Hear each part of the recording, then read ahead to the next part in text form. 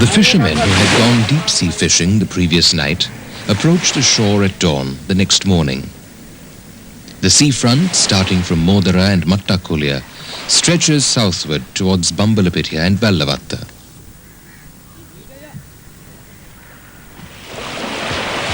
The pure air wafting constantly from the sea gives a freshness to the city. Colombo is about 400,000 square hectares in extent and is in close proximity to the sea, and most people living near the seashore are fishermen.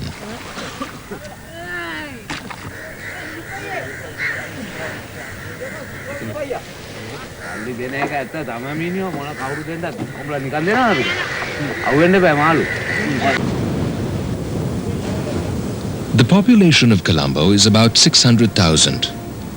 The majority of people who are Buddhists value their philosophic way of life. They have lived in the city for a very long time, side by side with various subcultures. Sri Lankan Tamils, Indian Tamils, Sri Lankan Muslims, Malays and Burghers are some of the ethnic minorities who also live in the city.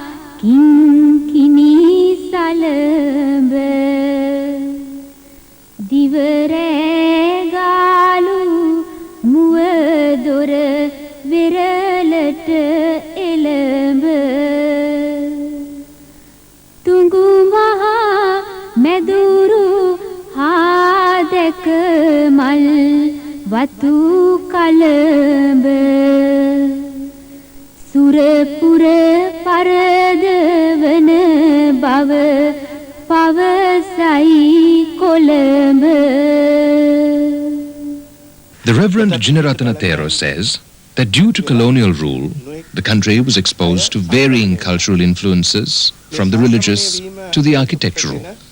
In addition, different ethnic communities made Sri Lanka their home, and their different cultures contributed to Sri Lankan culture. The buildings of the past tell a historical tale.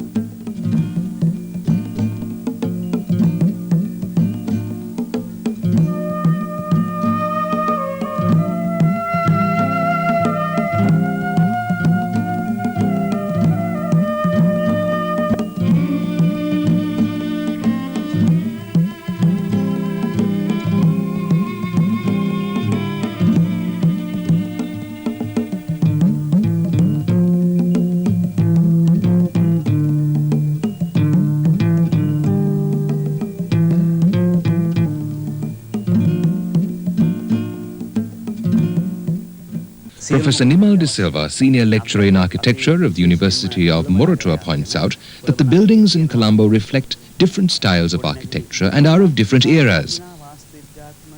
He stresses that development should not entail the destruction of these monuments. Progress, he says, demands protection and restoration of old buildings.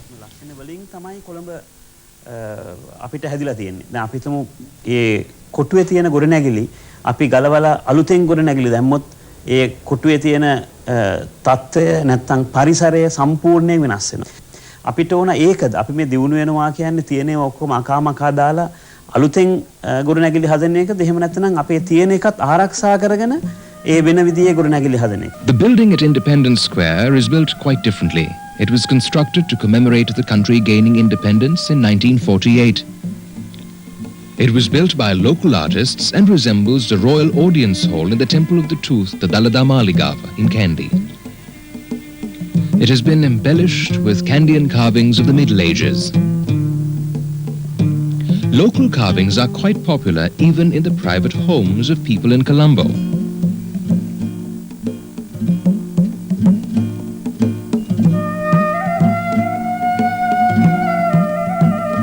Some buildings were designed like the Pattirippu of the Temple of the Tooth.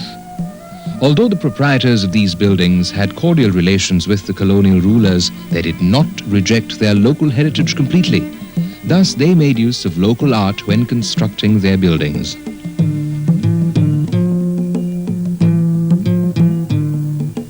The state buildings of this period too show that local forms of art were used. Numerous are the examples of a society nourished by high spiritual values.